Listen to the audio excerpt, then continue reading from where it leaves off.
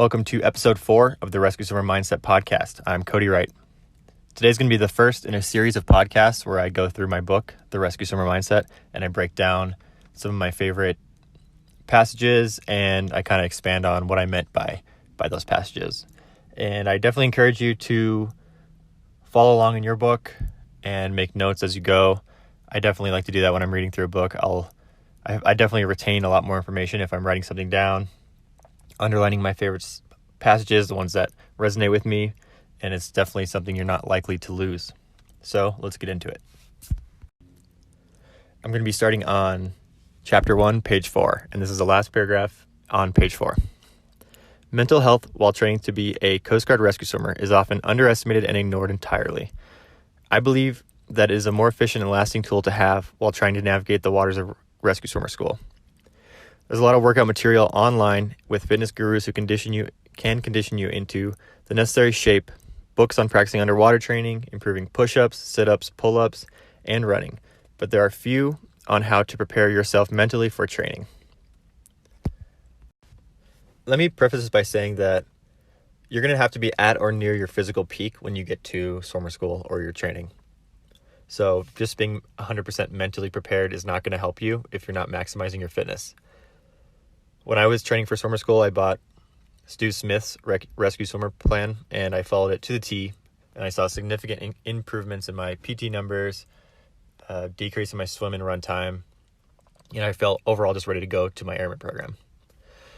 So I recommend that you buy and follow some sort of workout plan, and it doesn't have to be my program, it doesn't have to be Stu Smith's, but it has to be someone's that's been through some sort of training that you trust.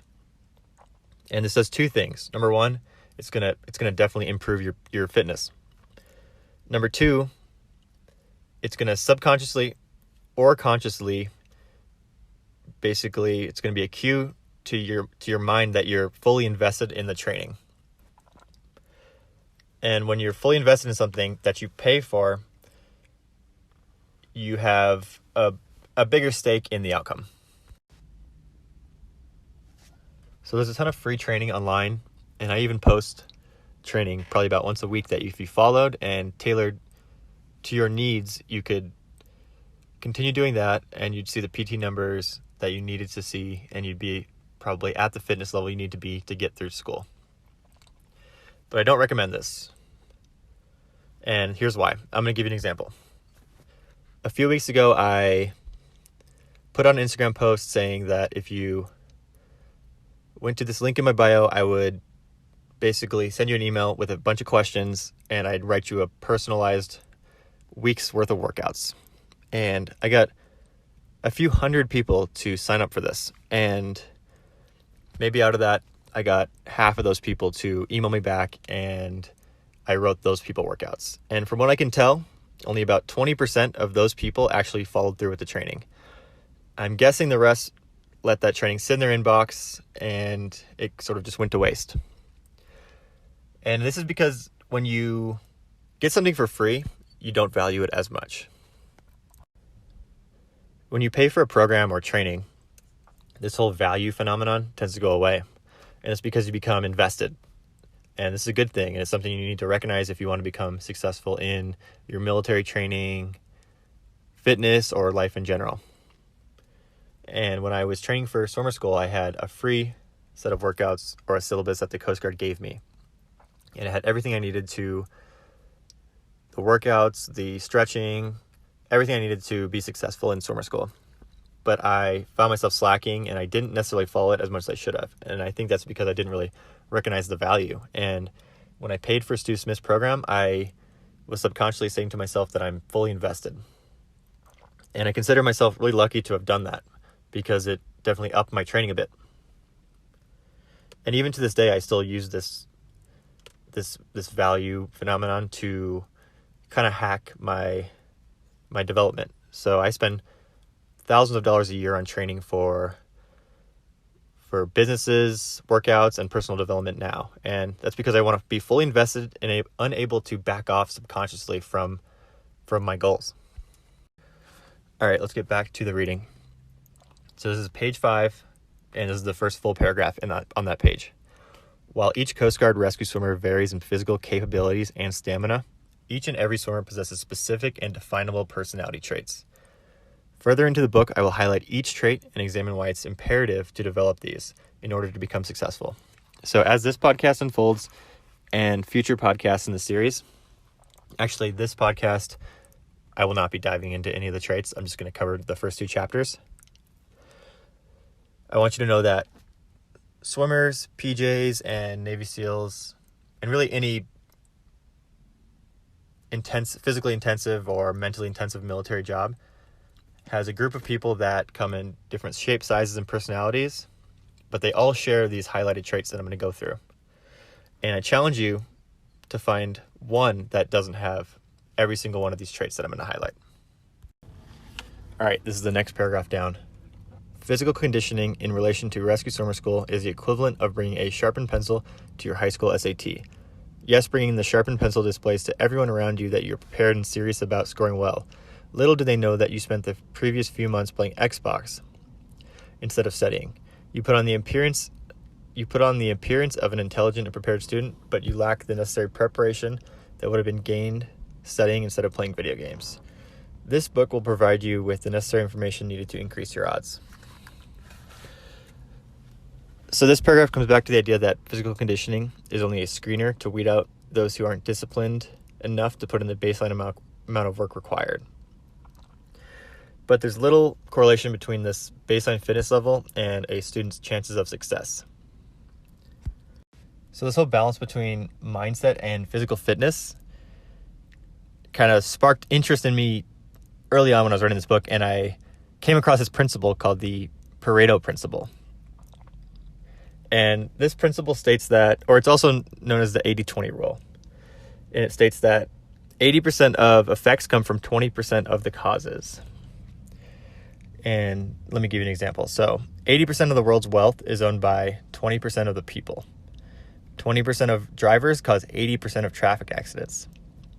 And 80% of the world's pollution is generated by 20% of all global enterprises. And this principle goes on and on, this ratio. It goes on, and there's tons of examples that are statistically significant and proven over time to match up. So I kind of wanted to parallel this with swimmer school and see how it kind of related. So I kind of did some mental math, and I cover it in the book, and I kind of came up with this. So I found that it did hold true in swimmer school. And through a little bit of mental regression, I found that 80% of dropouts in training occur in the first 20% of school. So the first 20% of the duration of school. So this means that if you can make it through the first 3 to 4 weeks of summer school, your odds of getting through school increase significantly. And even though the training gets harder and harder over time, if you can make it through those first 3 to 4 weeks without quitting and just giving up, you have a great chance of getting through. So you can do what you want with that information. I like to use little principles like that and kind of random stats to increase my confidence, kind of to tuck it away and increase my confidence later on when I kind of need a little boost. All right, so I'm going to move on to chapter 2, and this is the first page on chapter 2. I became a rescue swimmer in September of 2013. Looking back, it is a treasured event and the most notable thus far for me. The sense of pride comes from the challenge of putting your body through a test that yields only the most elite heavy seas rescue personnel in the world. Since 1984, there has only been 927 individuals to graduate Coast Guard Helicopter Rescue Swimmer School. And now there are just over 1,000, actually there's exactly 1,000 rescue swimmers right now. To put this into perspective, there are roughly 1,859 people attending Harvard Business School each year, 1,810 billionaires on the planet, and 1,696 current NFL players on a roster. The attrition rate is roughly 35%.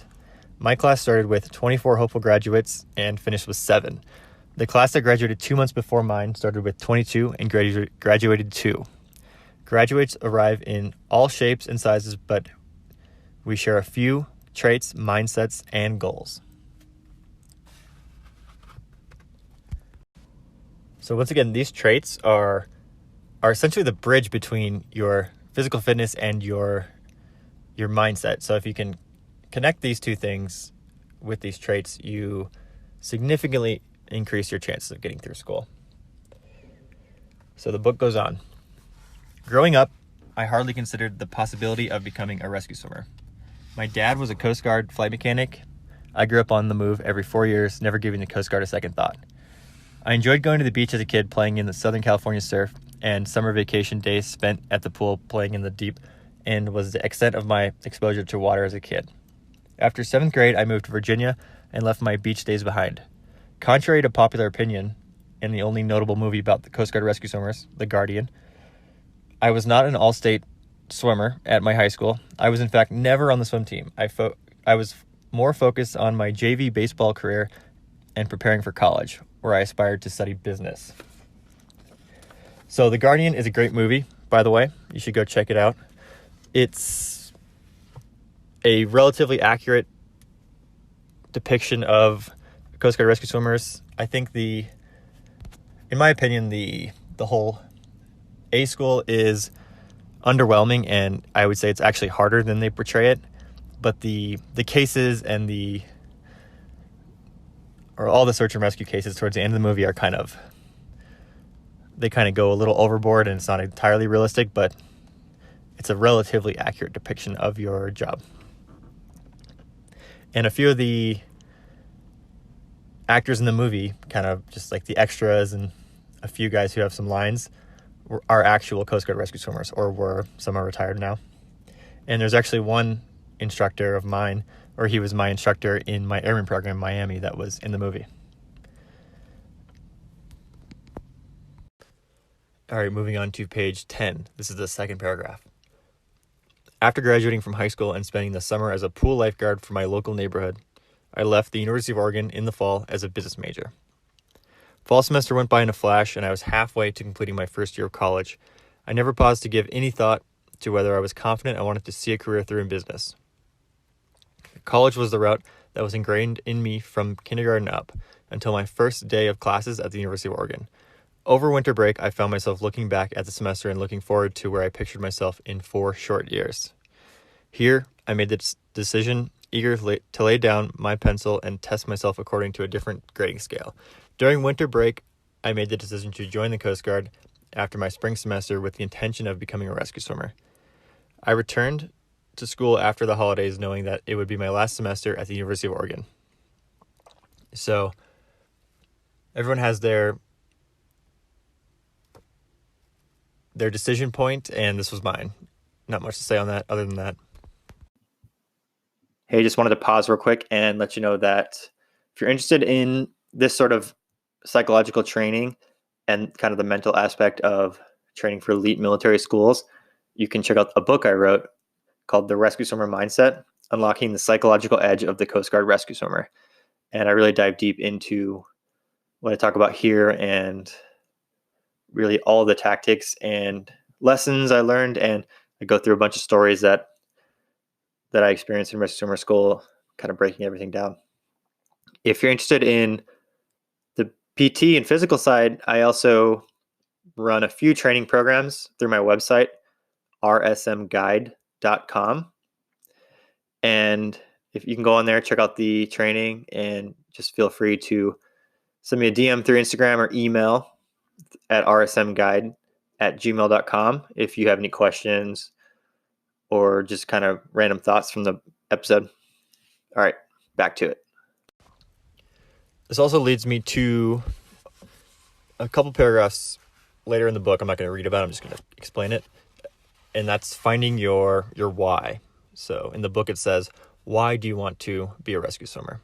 And this could be your why for really any goal that you have. But your why is really the reason you're doing what you're doing.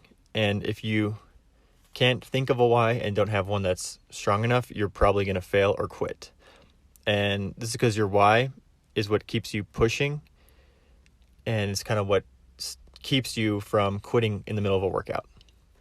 A lot of times in the middle of a workout, your brain starts to rationalize a lot of excuses as to get you to stop. And if you don't have a strong why, you're likely to listen to that voice. In the book, I leave some space to for you to write in your why, and I encourage you to do that. You can write it down on a piece of paper in a journal that you keep, but it definitely helps out, and it kind of solidifies it in your mind. All right, on to page 12.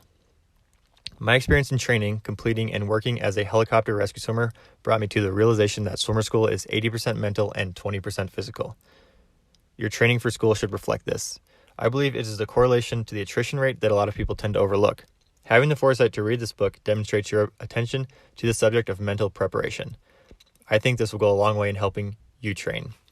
So what I wanted to highlight or kind of mention based on this paragraph is the importance of winning the little battles. And what I mean by that is, as you read this book and listen to the podcast, there's going to be things that you can apply to your life immediately, and you need to do that, and you need to do it daily. And if you can do this and sort of implement those little tasks and lessons and win those little battles, it'll become a habit, and you'll start to do this daily. And as that kind of snowballs, it will lead to a lot of benefits later on as you get into school. And it's important to start small, just because it becomes overwhelming if you try to take on too much too soon. So we'll move on to page 13 now. It is apparent to me that an average athlete has the capabilities to complete the physical portion of training. I've never been an incredibly fast swimmer or great at land workouts. My swim times are average, and I usually struggle during land workouts in A school. Standing 6'3" and 190 pounds, I have a relatively hard time during bodyweight workouts. Although this makes swimmer school a little more challenging, it does not detract from your chances of being successful. During my airman program and well into A school, I trained with incredible athletes, many of which were far better athletes than me. This can be incredibly discouraging, and at times I found myself questioning whether I had what was required to graduate school. It might actually give you some feelings of embarrassment and shame. It is imperative that you push through these feelings you will have while training. Short term, you may be the one playing catch up. However, in the big picture, it is the competition that will push you to the next level. You will slowly develop an underdog mentality in your training. In fact, it is the embarrassment you feel that will provide you with the necessary motivation to continue to progress. So, what I want you to take out of this is basically the negative self-talk in your head, and kind of trying to eliminate that over the long term, because it's definitely a killer to your mental game. And it often leads to a downward emotional spiral that will weaken your ability to deal with difficult and high stress situations confidently. And these are the exact situations where you'll need to be decisive and have the ability to pump your mental state. So a lot of times, if you're getting in this downward negative emotional spiral with the negative self-talk before a big test in your training or in A school, it's going to really make it hard to pass that test. What you want to be doing is really pumping your emotional state and feeling more confident.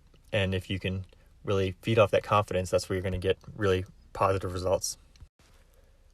All right, on to page 14. Second paragraph. If you acquire these traits, your odds of graduating will increase exponentially. One of the reasons the graduation rate hovers around 30% is precisely due to the lack of information on this subject. It is my intention to aid in improving this graduation rate through the dissemination of this information. So with that paragraph, I'm going to finish off the podcast.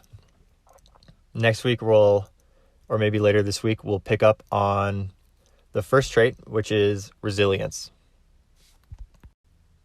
If you enjoyed today's episode, I'm going to ask you to do one huge favor for me, and that's go to this podcast Apple page and leave a rating and review. Those reviews go a long way towards getting more people listening to the podcast and getting the information out there. I really appreciate that.